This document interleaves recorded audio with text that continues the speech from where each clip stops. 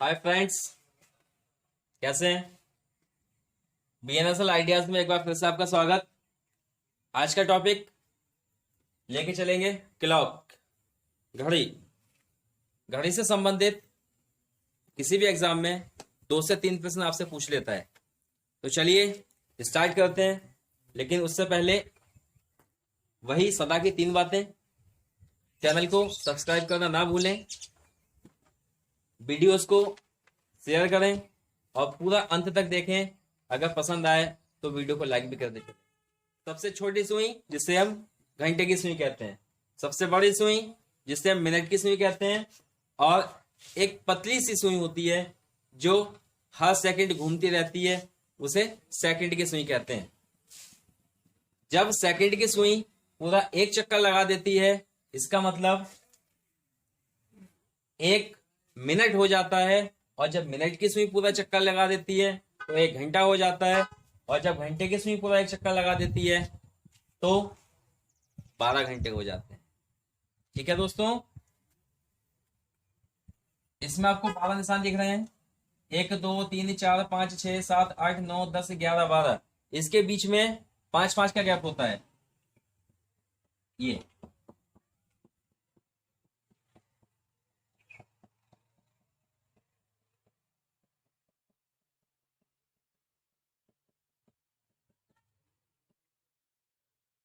अब जब कोई भी सुई पूरा एक चक्कर लगा दे तो वो एंगल कितना बनाती है? 360 डिग्री का, कोई भी सुई। ठीक है, अब यहां आ जाइएगा। 1 घंटे में कितने मिनट होते हैं? 60। 1 मिनट में कितने सेकंड होते हैं? 60। एक दिन में कितने घंटे होते हैं? 24। रात वाले घंटे और दिन वाले घंटे दोनों को ऐड करके टोटल हम दिन रात के घंटे को एक दिन में मानते। जब हम क्वेश्चन को सॉल्व करेंगे एक दिन में 24 घंटे ही लेके चलेंगे। क्वेश्चंस 2 तरह से आते हैं। सबसे पहले हम समझ लें कि सुइयां इस समय देखो 90 डिग्री का कोण बना रही हैं। मिनट की सुई और घंटे की सुई 90 डिग्री का कोण बना रही हैं। ये इस समय लंबवत हैं। लंबवत इसका मतलब 90 अंश का कोण बनाए। संपाती, संपाती 2 तरह से होती हैं। या तो एक दूसरे के विपरीत रहें, एक दूसरे के विपरीत रहें, या एक दूसरे के ऊपर आए, एक के ऊपर एक।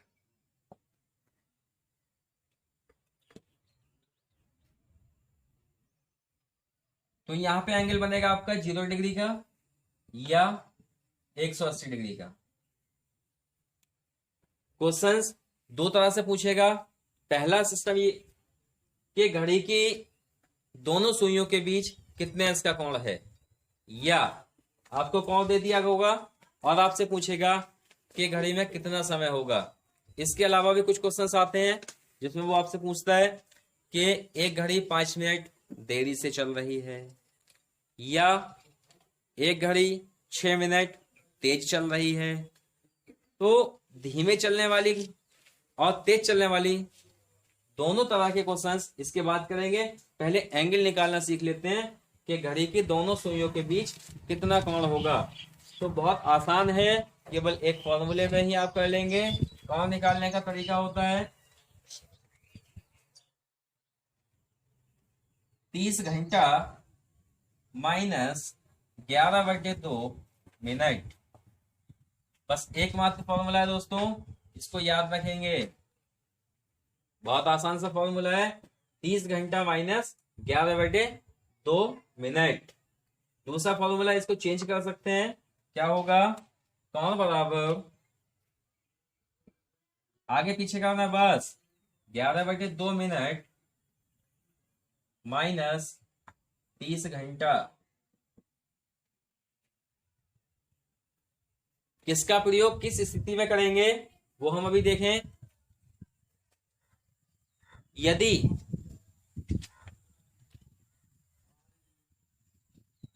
घंटे की सुई आगे हो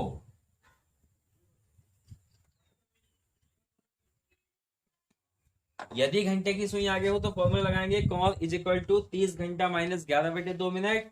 और यदि मिनट की सुई आगे हो, बहुत आसान फॉर्मूला है, मिनट की सुई आगे होगी तो मिनट पहले आएगा, घंटे की सुई आगे होगी तो घंटा पहले आएगा। चलिए एक क्वेश्चन ले लेते हैं। सवाल पूछता है आपसे कि 5:36 पर दोनों सुइयों के बीच कितना कोण होगा। अब आप मुझे बताएं कौन सी सुई आगे होगी कौन सी पीछे होगी। 5:36, छोटी सुई 5 पर होगी और बड़ी सुई कहाँ होगी 7 पर।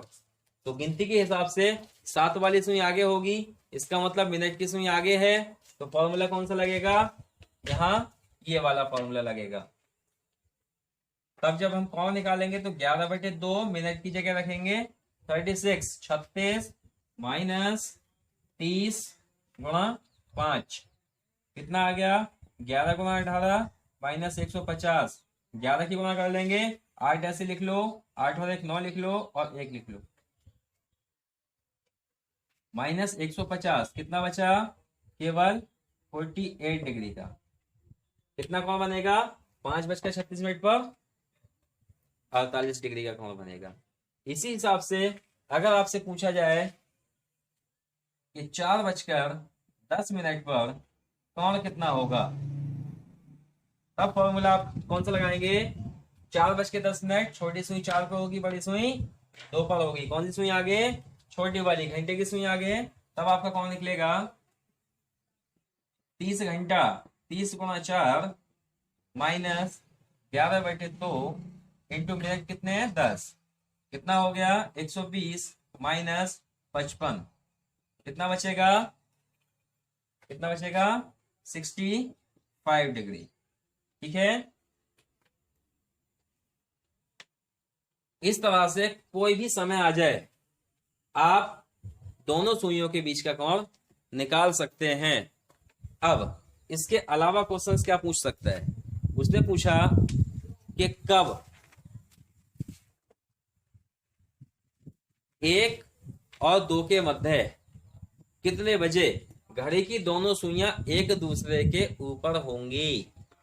सवाल आता है कि 1 व 2 के मध्य किस समय, एक्यूरेट समय बताना है कि 1 और 2 के बीच में कब दोनों सुइयां एक दूसरे के ऊपर होंगी। तो कुछ तो आइडिया आपको पता ही होगा कि 1:05 या 6 मिनट पर होंगी, है ना, 1:06 पर लगभग होंगी। तो यहां हमें पता है जब दोनों सुइयां एक दूसरे के ऊपर होंगी तो उनके बीच कितना कोण होगा 0 डिग्री का कोण होगा। कोणों को तो आप जानते ही हैं, ये जब एक दूसरे के ऊपर है तो ये देखो 0 डिग्री का बन रहा है, अभी तो बढ़ेगा 10 20 30 40 50 60 70 80 90 का ऐसे बनता चला जाता है, और यहाँ 180 और फिर नीचे जाके पूरा कंप्लीट हो जाएगा 360। अब हम चलते हैं, क्या पूछा है 1 और 2 के मध्य, तो ये तो कंफर्म है 1 बजकर होगा, 2 बजकर तो नहीं होगा क्योंकि 2 बज के अगर कुछ समय होगा तो 2 और 3 के बीच पूछा जाता है। अब 1 बज के ही होगा क्योंकि 1 व 2 के बीच पूछा है, तो कौन कितना लगाएंगे 0 लगाएंगे, और जब कौन 0 लगाएंगे तो कोई सा भी फॉर्मूला आप इसमें अप्लाई कर सकते हैं। तो देखिएगा यहां से कौन लगा दे 0, 30 घंटा, घंटा आएगा आपका 1 माइनस 11/2 और मिनट आपसे पूछा है क्योंकि मिनट नहीं पता ना 1 बज के कितने मिनट पर, यहां से लगाओ कितना आया 11/2 मिनट इक्वल टू 30, और जो यहाँ से मिनट निकालेंगे 5 मिनट 60/11 कितना आ गया 11 पंजे 55, 5 सही 5/11, तो आपका समय हुआ 1:05 सही 5/11 पर घड़ी की दोनों सुइयां एक दूसरे के ऊपर होंगी। इस तरह से कोई भी सवाल आपका आ जाए कि कब 90 डिग्री बनाएंगी, कब 180 डिग्री बनाएंगी, कब 60 अंश का बनाएंगी, कब 40 अंश का बनाएंगी, सभी सवाल आप इसके अकॉर्डिंग कर सकते हैं। इसके अलावा क्वेश्चन आता है कि किसी भी घड़ी को दर्पण में देखने से उसमें कितना समय दिखाई देगा। तो दर्पण 2 तरह का होता है फ्रेंड्स,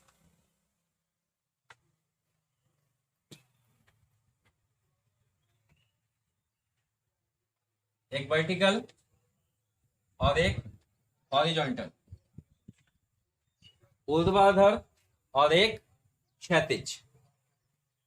तो जब बात करेगा ऊर्ध्वाधर दर्पण की तो सीधा सीधा आपसे पूछेगा कि दर्पण में देखने पर कितना समय होगा, और जब बात करेगा क्षैतिज दर्पण की तो ये शब्द ये ऐड करेगा कि क्षैतिज दर्पण में देखने पर इसमें समय क्या होगा। चलिए फ्रेंड्स देख लेते हैं। यदि किसी घड़ी में 10:15 है तब दर्पण में देखने से उसमें समय कितना दिखाई देगा। तो दर्पण में देखने के लिए 11:60 में से वास्तविक समय को घटा दिया जाता है। ठीक है, देखिए दर्पण का समय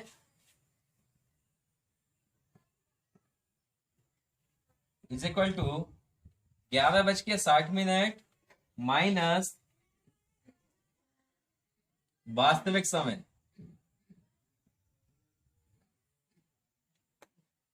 तो 10:15 को 11:60 में से घटा देंगे, कितना बचेगा 45 या 1। कितना समय दिखाई देगा 1:45। घर पे ट्राई कर सकते हैं, घड़ी आपके पास है, शीशा आपके सामने होगा, घड़ी के सामने शीशा लगाएं और देखें कितना बजेगा। नंबरों को ध्यान ना दें, नंबर तो वही रहेंगे बस उल्टे दिखते हैं। कोई भी समय हो आप 11:60 में से 11:60 का मतलब 12 बजे होता है। अगर पूरा पूरा टाइम है 3 बजे तो 12 में से घटा दो, 9 बचेंगे। ठीक है, अब बात करते हैं क्षैतिज दर्पण की। क्षैतिज दर्पण का समय या जल का समय, ध्यान रखना जल में और क्षैतिज दर्पण में प्रतिबिंब एक समान बनता है। तो क्षैतिज दर्पण का समय या जल का समय या जल में समय क्या होगा, यहां घटाएंगे आप 18:30 में से 18:30 माइनस वास्तविक समय। 18:30 रेलवे वाला समय है, 24 घंटे का समय है, और 18:30 का मतलब ये होता है कि 6:30। 6:30 में से भी घटा सकते हैं, जैसे कि ये समय था हमारा 10:15। 6:30 में से नहीं घटता, कंफ्यूज हो जाते, इसलिए मैंने समय लिखा है 18:30। तो इसी समय की बात करते हैं क्षैतिज दर्पण में। अगर देखेंगे जल में देखेंगे तो 10:15 का समय कितना होगा, तो 18:30 में से 10:15 को माइनस करेंगे, 8:15। देख सकते हैं आप, ये घड़ी आपके सामने है, यहां से जो छोटी वाली सुई इस साइड बनेगी, बड़ी वाली सुई ऊपर है, ये ऊपर रहेगी। तो यहाँ कैसे चित्र बना आपका, देखिए ऊर्ध्वाधर दर्पण में वर्टिकल में कितना बना, 3 का 9। अब क्षैतिज की बात करें, इसको मिटा देता हूं।